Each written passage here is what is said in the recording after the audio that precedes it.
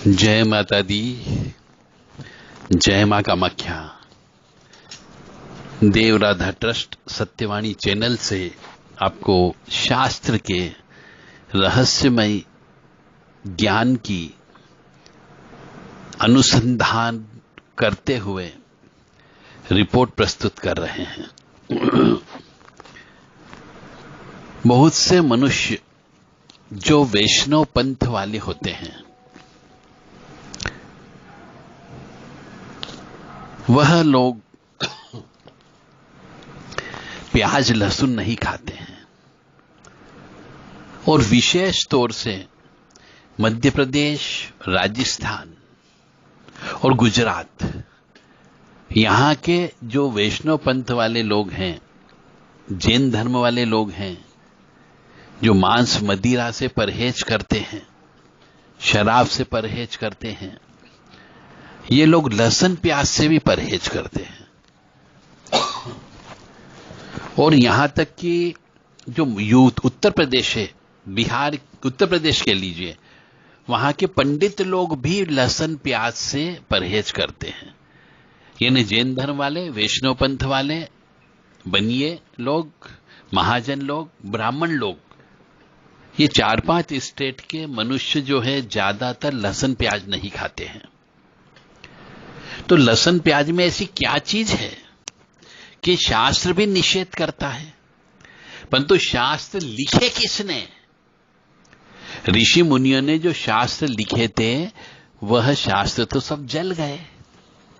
बाद में यह शास्त्र किसने लिखे, जिसमें जगह जगह लहसुन प्याज को मना बोल दी, जबकि लहसुन प्याज आपके सामने आप अपने घर पर भी उगा सकते हो और वास्तव में वह एक सब्जी है। लहसुन भी जमीन से उगती है, प्याज भी लहसुन जमीन से उगता है और दोनों जमीन से ही उत्पादन होता है। तो वो मांस कहां पर हो गया?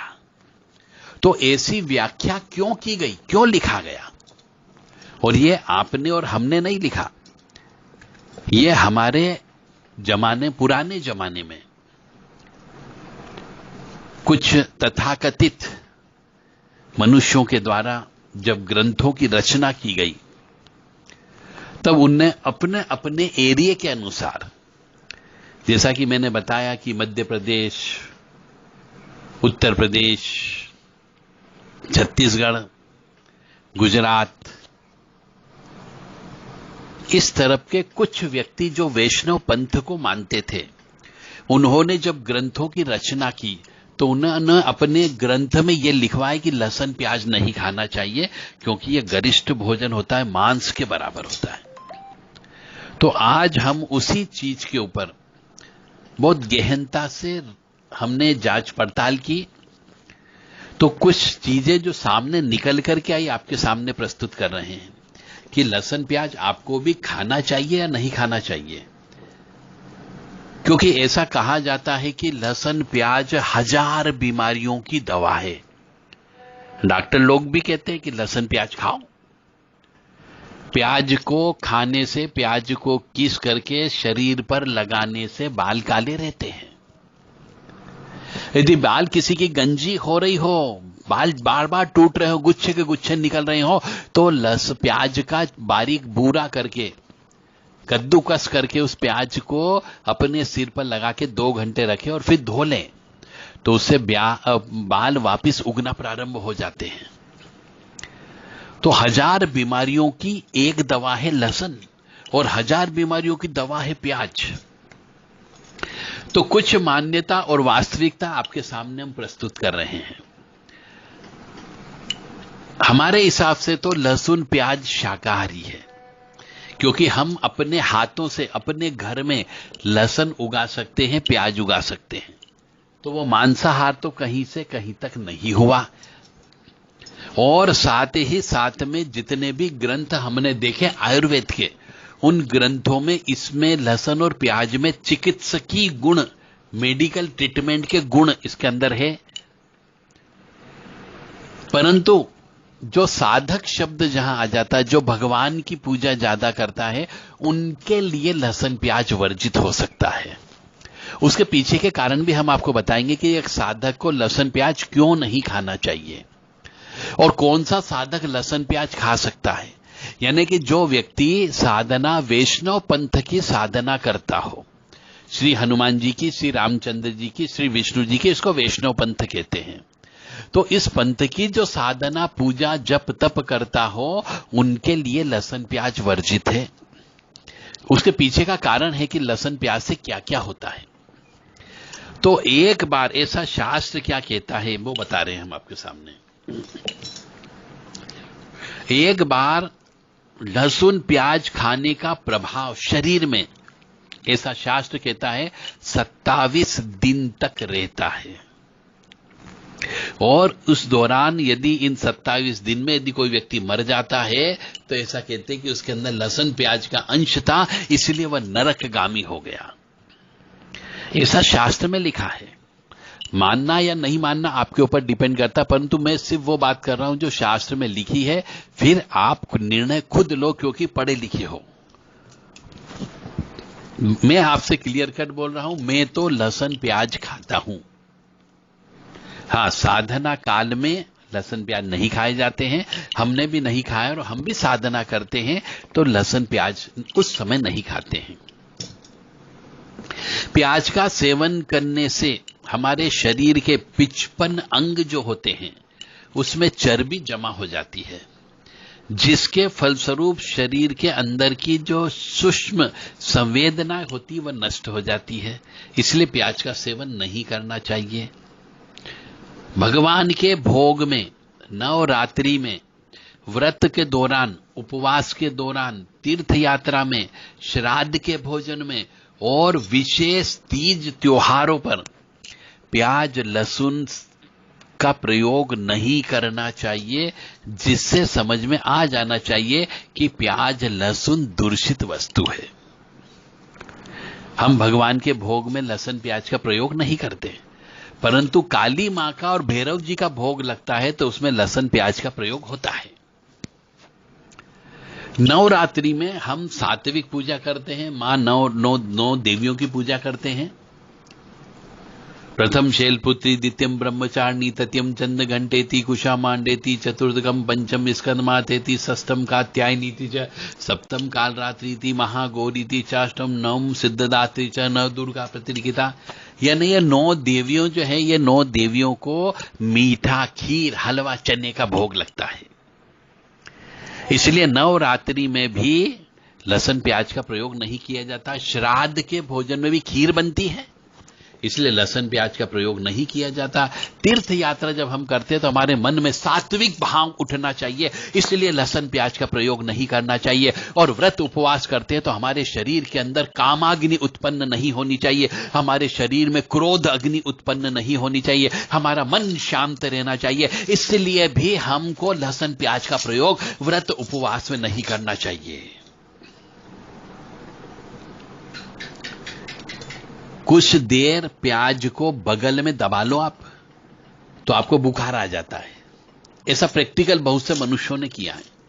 तो प्याज काटते समय जो आंखों से आंसू निकलते हैं, इससे भी अनुमान लगाया जा सकता है कि शरीर के भीतर जाकर यह प्याज का रस कितना हलचल मचाता होगा।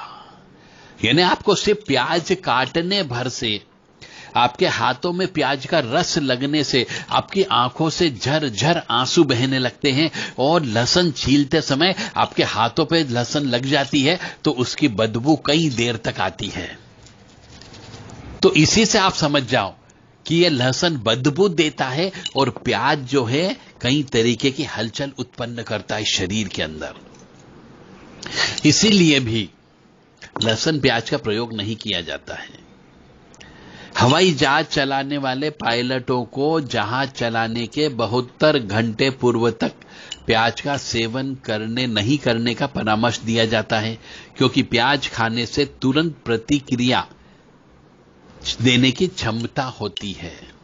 मतलब क्रोध जल्दी आता है, इसीलिए प्याज को नहीं खाना चाहिए। क्रोध जिनको ज्यादा आता है उनको तो प्याज बिल्कुल नहीं खाना चाहिए।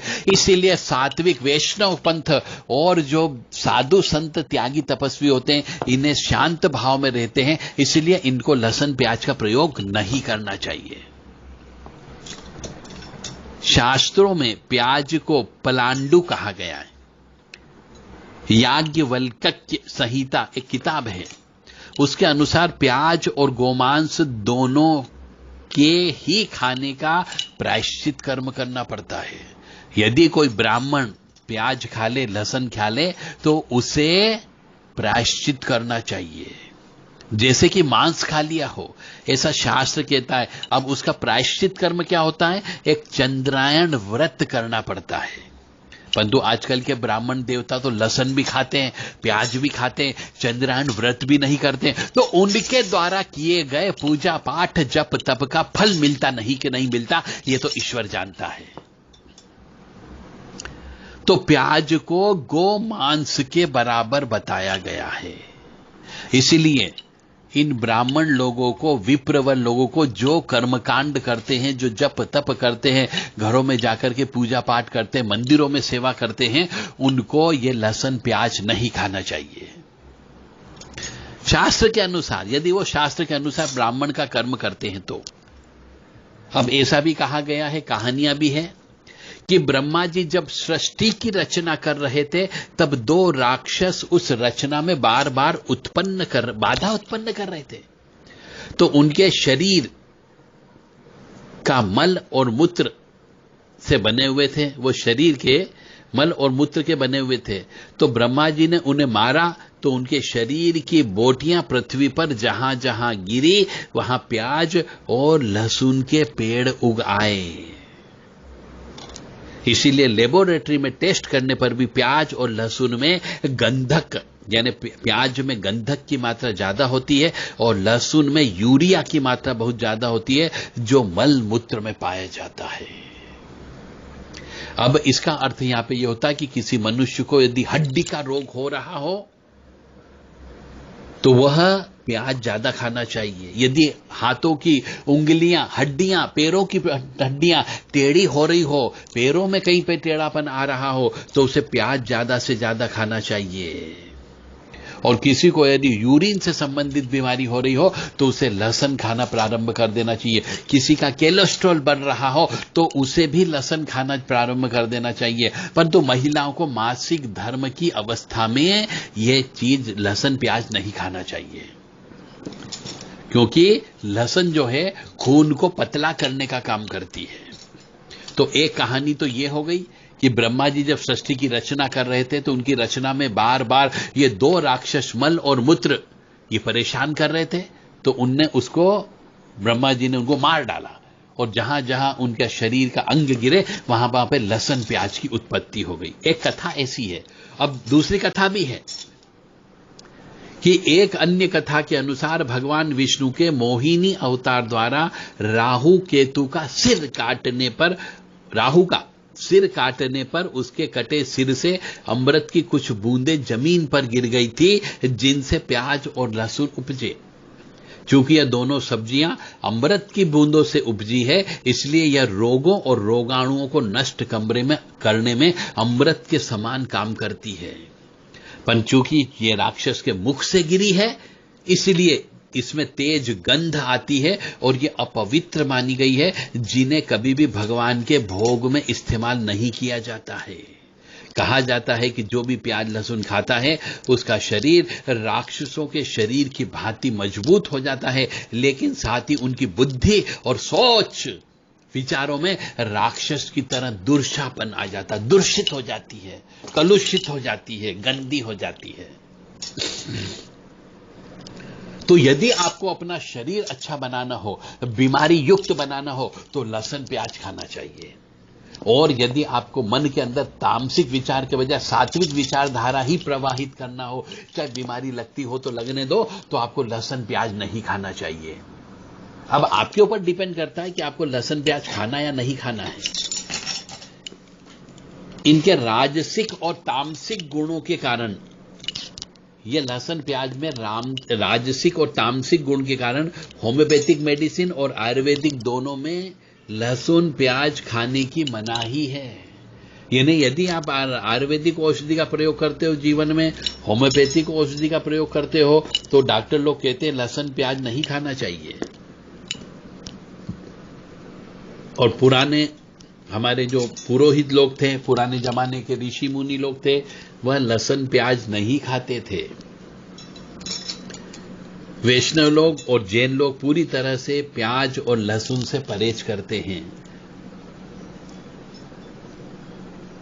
अब कहीं कहीं पे ऐसा भी लिखा हुआ है कि लहसुन प्याज खाने से बुद्धि जड़ हो जाती है, बुद्धि काम नहीं करती है, क्योंकि राक्षसी प्रवृत्ति वाली बुद्धि हो जाती है, सात्विक बुद्धि नहीं रहती है। इसीलिए इनका परित्याग करना चाहिए। अब चूंकि 2000 बीमारियों की दो चीजें हैं, लहसुन और प्याज, तो आप अपने पास में बीमारी मत आने दीजिए, शरीर स्वस्थ रखिए। स्वस्थ है शरीर है तो सब कुछ है। आपके पास धन है, दौलत है, पर शरीर खराब है आपका, तो वो धन दौलत आपके किसी काम की नहीं। इसलिए स्वास्थ्य से बढ़ के कोई भी चीज नहीं है। अब प्याज और लहसुन के बारे में और भी हम गहराई से आपके पास ले चलते हैं। तामसिक भोजन जैसे कि मछली हो गई, मांस हो गया, लहसुन हो गई, ये राक्षसी प्रवृत्ति के भोजन कहलाते हैं। मांस, मछली, प्याज, लहसुन ये राक्षसी प्रवृत्ति के भोजन हैं। इसके सेवन से घर में अशांति होती है, रोग और चिंताएं घर में प्रवेश करती है, क्योंकि राक्षसी प्रवृत्ति आ जाती है। इसलिए प्याज लहसुन का सेवन खाना हिंदू धर्म में वर्जित माना जाता है। वेद शास्त्रों के अनुसार लहसुन और प्याज जैसी सब्जियां जुनून, उत्तेजना को बढ़ावा देती है, यानी काम वासना बढ़ाती है और आध्यात्म के मार्ग पर चलने से रोकती है। इसलिए इसका सेवन नहीं करना चाहिए। इसीलिए ब्राह्मणों को और वैष्णव पंथ के मनुष्यों को लहसुन प्याज खाने के लिए मना किया गया है। वहीं आयुर्वेदिक के मुताबिक जो सात्विक, राजसिक और तामसिक ये 3 प्रकार का खाना होता है। जो व्यक्ति सात्विक खाना खाता है उसमें मन में शांति, पवित्र माना जाता है उसका मन और शरीर। इसलिए जहां पर शांति की प्रक्रिया की आवश्यकता होती है, लहसुन प्याज नहीं खाना चाहिए। और पंडित लोगों को, ब्राह्मण लोगों को, वैष्णव लोगों को चूंकि अपना दिमाग का काम ज्यादा करना पड़ता है, बैठने का काम ज्यादा करना पड़ता है, पूजा पाठ करना पड़ती है, अलग अलग व्यक्तियों से मिलना पड़ता है, इसलिए उनके मन में क्रोध की भावना नहीं आना चाहिए। इसलिए लहसुन प्याज उनसे त्याग किया गया।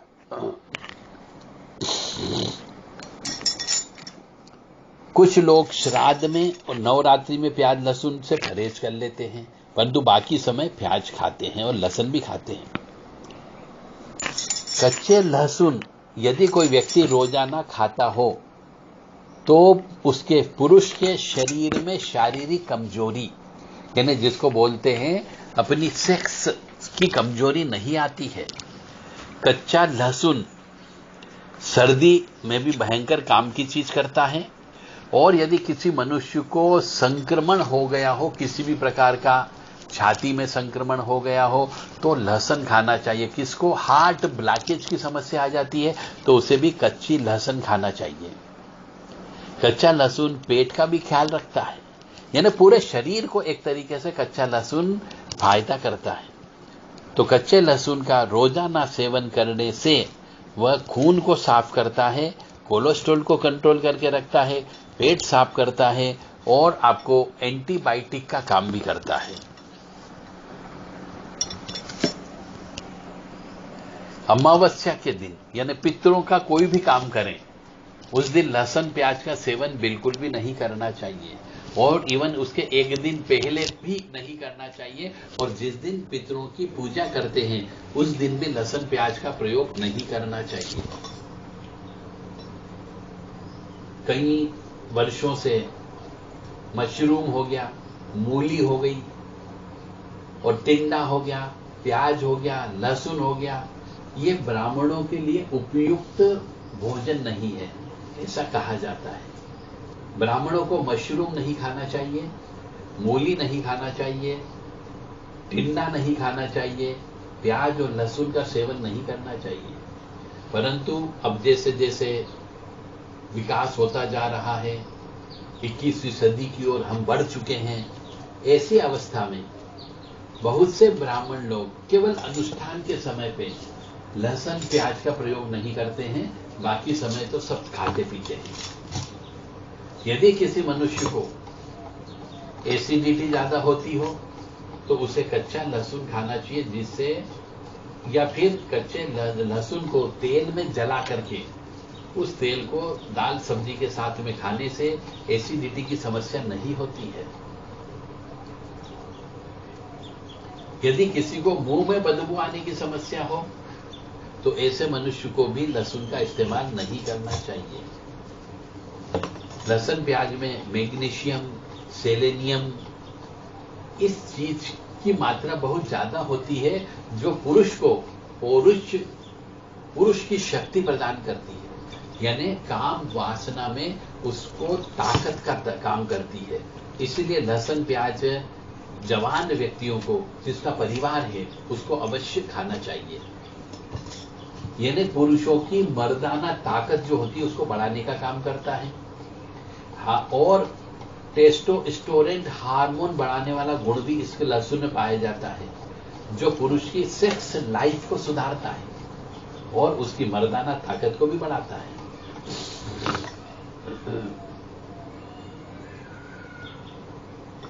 तो कहने का अर्थ यहां पर यह है कि लहसुन प्याज, जो मनुष्य शांति प्रिय रहना चाहता हो, जो वैष्णव पंथ को मानता हो, जो हमेशा क्रोध नहीं करना चाहता हो, या जो व्यक्ति ईश्वर की सेवा आराधना में रत रहता हो, ऐसे मनुष्य को लहसुन प्याज नहीं खाना चाहिए और बाकी सब मनुष्यों को लहसुन प्याज खा सकते हैं।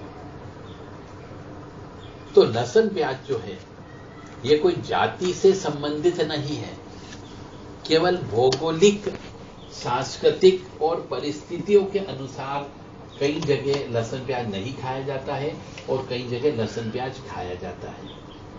अब जैसे हम बात करते हैं आगे कि लहसुन प्याज ही नहीं, बहुत सी जगह तो ब्राह्मण लोग जो है मांस भी खाते हैं, दारू भी पीते हैं। जैसे कि मिथिला के ब्राह्मण लोग हो गए, उड़ीसा के ब्राह्मण लोग हो गए, बंगाल के हो गए, दक्षिण भारत में भी कुछ कुछ ब्राह्मण लोग हैं जो मांस का सेवन भी करते हैं, मछली का सेवन भी करते हैं, शराब भी पीते हैं और लहसुन प्याज भी खाते हैं।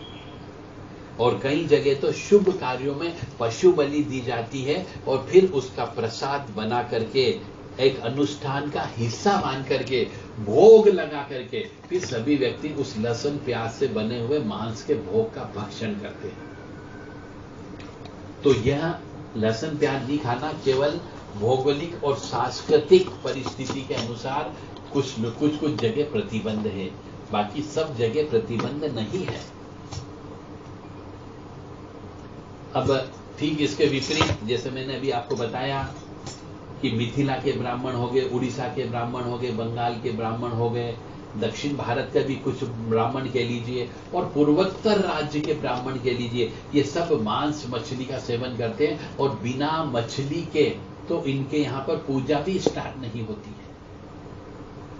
तो ब्राह्मण लोग शराब भी पीते हैं, मांस भी खाते हैं, लहसुन प्याज का भी सेवन करते हैं और पशु बलि भी देते हैं। तो ठीक इसके विपरीत मगध के ब्राह्मण कह लीजिए, गुजरात राजस्थान की पट्टी के बीच के जो है, कुछ मध्य प्रदेश और छत्तीसगढ़ के कह लीजिए, और ये ब्राह्मण लोग जो है मांसाहार और लहसुन प्याज का सेवन ये पाप की श्रेणी में मानते हैं।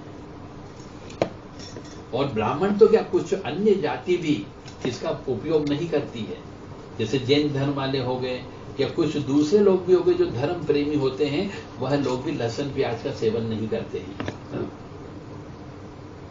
जो मैं नाम ले रहा हूं, मगध, गुजरात, राजस्थान, मध्य प्रदेश और छत्तीसगढ़ और उत्तर प्रदेश के कुछ बेल्ट, ये पट्टी मूलतः वैष्णव संप्रदाय का पोषक रही है पुराने जमाने में।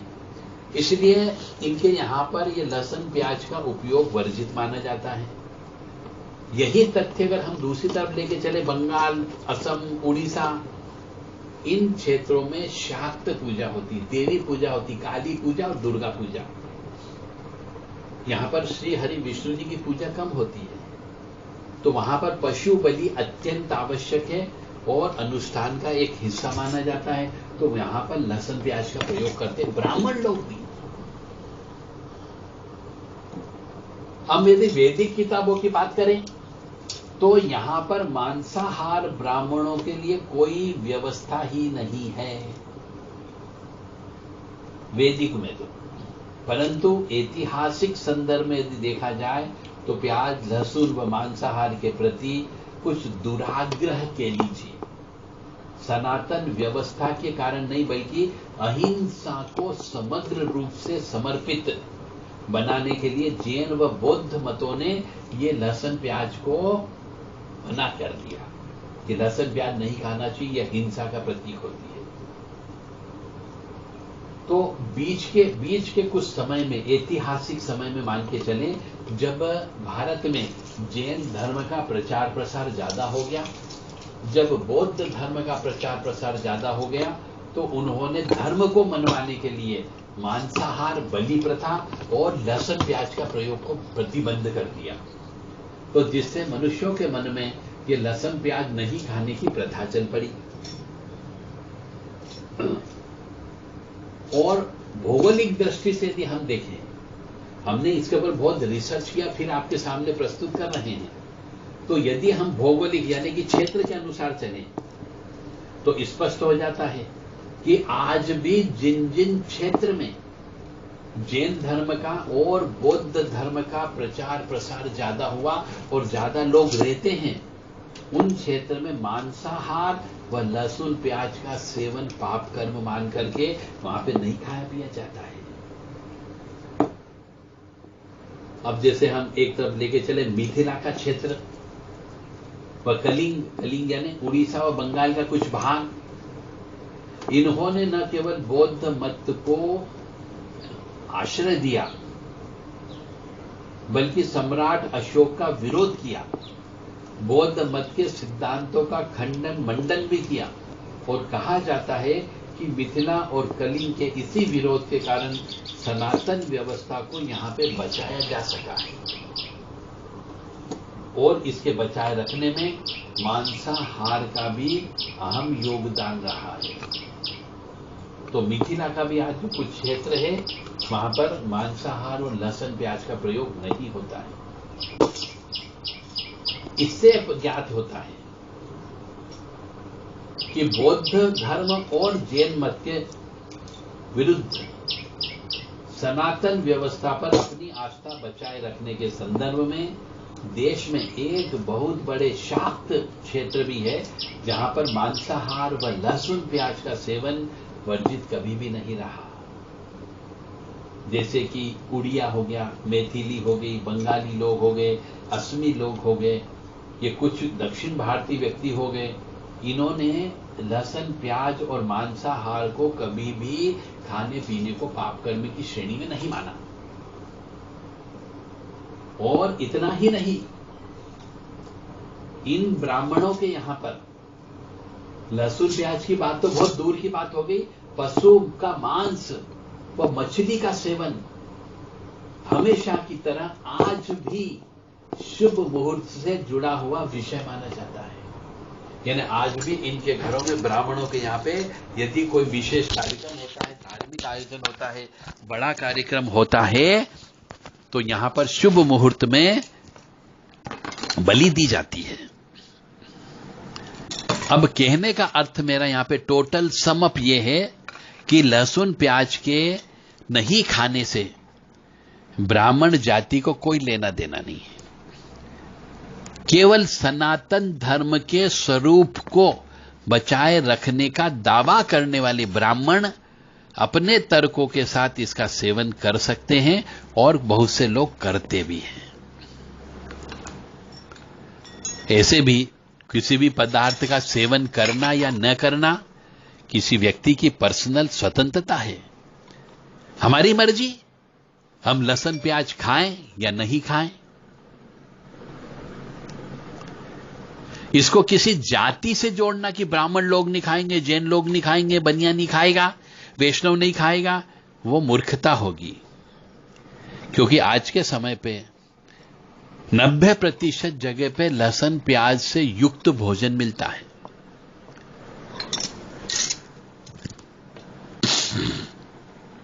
जो योगी पुरुष होते हैं, जो साधना करते हैं, वह शुरुआती दौर में भटक नहीं जाए, इसके लिए लहसुन प्याज को वर्जित किया गया है। और कुछ कुछ लोग तो ऐसे भी करते हैं कि एकादशी के दिन चावल बनाते ही नहीं है, जबकि जो मैंने क्षेत्र बताए जहां पे मांसाहार और लहसुन प्याज ब्राह्मण लोग भी खाते हैं, वहां तो चावल के बिना भोजन ही नहीं बनता, चाहे वो एकादशी हो या ना हो। तो ब्राह्मण कोई जाति नहीं है, ये योगी की एक अवस्था है जो वो अनंत को समझ के परे की बात करता है। मेरे विचार से तो कोई भी सलाह ब्राह्मण तत्व की प्राप्ति की प्रारंभिक अवस्था को ठीक ठीक प्राप्त करने के लिए है। एक बार बात समझ में आ जाने पर, स्थिति प्राप्त कर लेने पर बाकी सब अपने आप पता चल जाता है कि अब आगे क्या करना है। क्योंकि अब जब वह ब्राह्मण तत्व प्राप्त कर लेता है कोई व्यक्ति, तो उसे अनंत का ज्ञान हो जाता है। तो वह भली भांति जानता है कि उसे क्या खाना है और क्या नहीं करना है, क्या करना है और क्या नहीं करना है।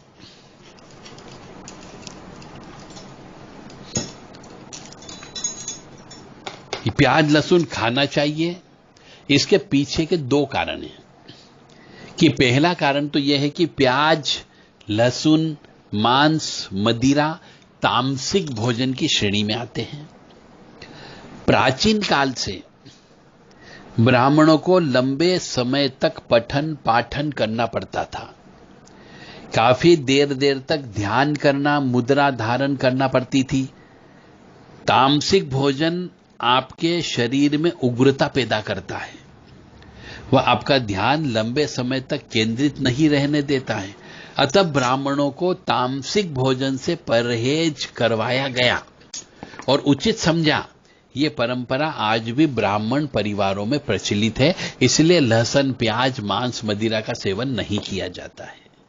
अब समझ गए होंगे कि ब्राह्मण लोगों को यह लहसुन प्याज क्यों नहीं खाना चाहिए, क्योंकि उन्हें पूजा पाठ करना होती है, लंबे समय तक बैठना पड़ता है, आसन से उठ नहीं सकते बार बार, इसलिए उनका ध्यान भंग न हो, मंत्र सही तरीके से बोले, उनका ध्यान इधर उधर न भटके, उनके शरीर में उग्रता पैदा न हो, उनके शरीर में कामाग्नि उत्पन्न न हो, इसी के लिए उनको लहसुन प्याज से दूर रखा गया।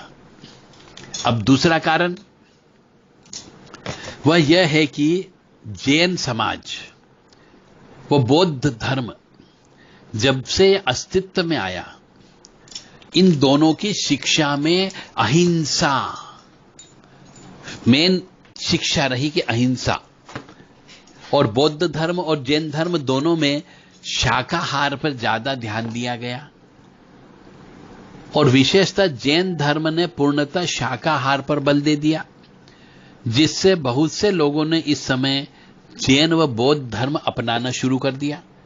तो ये वास्तव में जितने भी बौद्ध लोग हैं और जैनी हैं, ये कोई ओरिजिनल दूध के धुले हुए नहीं है, ये सब कन्वर्टेड जैन हैं और कन्वर्टेड बौद्धिस्ट हैं। तो ब्राह्मणवाद को इस समय बड़ी चुनौती मिली जब जैन धर्म और बौद्ध धर्म आया। तो ब्राह्मणों ने भी अपना अस्तित्व व धर्म को बचाए रखने के लिए शाकाहार पर बल देना शुरू कर दिया। पहले ब्राह्मण लोग भी खाते थे, इसका मतलब, क्योंकि हम उत्तर वैदिक काल में पशु बलि को देख सकते हैं। शास्त्रों में उत्तर वैदिक काल में पशु बलि होती थी, तो बहुत हद तक संभव है कि उस समय बड़े पैमाने पर शाकाहार के प्रति ब्राह्मणों की चेतना जागृत हुई।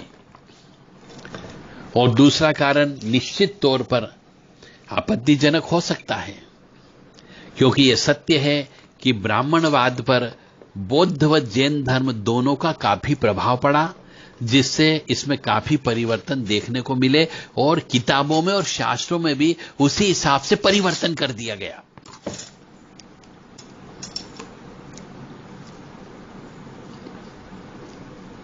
हिंदू धर्म, इस धर्म में अनेक रीति रिवाज हैं, परंपराएं हैं, जो बहुत से पूरे वर्ल्ड में, पूरे संसार में बहुत से मनुष्यों को अपनी ओर आकर्षित करती है। हिंदू धर्म में अनेक जातियां हैं, कई उपजातियां हैं, रीति रिवाज है, अलग अलग रीति रिवाज है, अलग अलग खान पान है, अलग अलग परंपराएं हैं, अलग अलग प्रथाएं हैं। और इन्हीं में से एक समाज है जिसको ब्राह्मण बोला जाता है। और ब्राह्मण समाज को हिंदू धर्म में सबसे ज्यादा मान सम्मान दिया जाता है, इनकी पूजा की जाती है। भगवान के बाद दूसरे नंबर पर इन्हीं को ही पूजा जाता है, इन्हीं के चरण स्पर्श किए जाते हैं। भगवान का दूसरा रूप ही ब्राह्मण है, क्योंकि वो भगवान की सेवा करते हैं।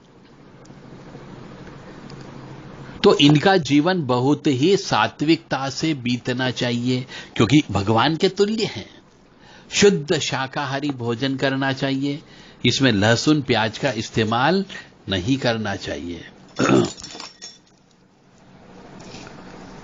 अब इसमें लहसुन प्याज नहीं खाना, इसका वैज्ञानिक कारण भी हो गया और धार्मिक कारण भी बता दिया हमने आपको। अब आपके ऊपर निर्भर करता है कि आप लहसुन प्याज खाना चाहेंगे या नहीं कर चाहेंगे, परहेज रखेंगे या क्यों रखते हैं, यह आपके ऊपर निर्भर है। नहीं रखते तो क्यों नहीं रखते, यह आपके स्व विवेक पर निर्भर करता है।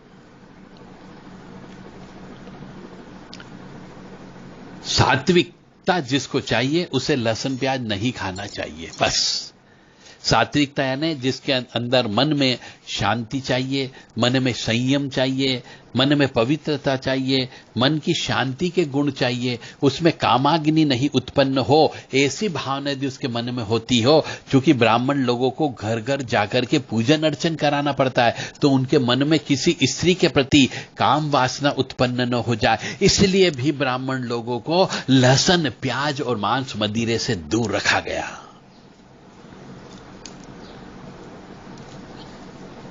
तो एक तो हो गया सात्विक भोजन, एक तामसिक भोजन होता है जिसमें जुनून और खुशी के गुण आते हैं। तामसिक भोजन से जुनून पैदा होता है, खुशियां उत्पन्न होती है। और एक तामसिक भोजन होता है, इसमें जुनून भी होता है, क्रोध भी आता है, अहंकार भी उत्पन्न हो जाता है और विनाश के गुण आते हैं। यानी कि जो सैनिक होता है, जो रक्षक होता है, जो मंगल का होता है, उसके अंदर तामसिक भोजन कराना चाहिए, उसे मांस मदिरा खिलाना चाहिए। यानी जो क्षत्रिय होते हैं उन्हें तामसिक भोजन करना चाहिए, ताकि उनके अंदर क्रोध की उत्पत्ति हो, उनके अंदर अहंकार की उत्पत्ति हो, वो किसी शत्रु का विनाश कर सके, इसलिए तामसिक भोजन दिया जाता है। अब समझ में आया होगा कि तामसिक भोजन किसको करना चाहिए, सात्विक भोजन किसको करना चाहिए। ब्राह्मण लोग लहसुन प्याज जो है अहिंसा के चलते नहीं खाते हैं, और ऐसा कहा गया, जैसा कि मैंने बोला है, कि यह लहसुन प्याज जो है जुनून और अज्ञानता में वृद्धि करते हैं। ऐसा भी मानते हैं कि लहसुन प्याज जब उत्पन्न होते हैं तो जमीन पर कई जीवाणुओं की मौत का कारण बनते हैं, इसलिए इनके सेवन से मनाही की जाती है। पुराने जमाने में तो सभी लोग लहसुन प्याज का सेवन करते थे। इसे लहसुन और प्याज को रसोन के नाम से पुराते हैं। धन्वंतरी की किताब जो है उसमें भी लिखा गया है, महारसोन कहा गया है, मतलब रसों का भी रस, जिसको महारस बोला गया है। तो आयुर्वेदिक में और कई किताबों में पढ़ा है, धन्वंतरी, अश्विन कुमार, महर्षि श्रुश्रुत, आचार्य चरक, ये इन सब ने भी लहसुन प्याज का प्रयोग अपनी किताबों में किया है। आयुर्वेद के बहुत बड़े बड़े मनीषी हुए, विद्वान हुए, उन सब ने भी इसको, लहसुन को और प्याज का प्रयोग अपने आयुर्वेदिक में किया है।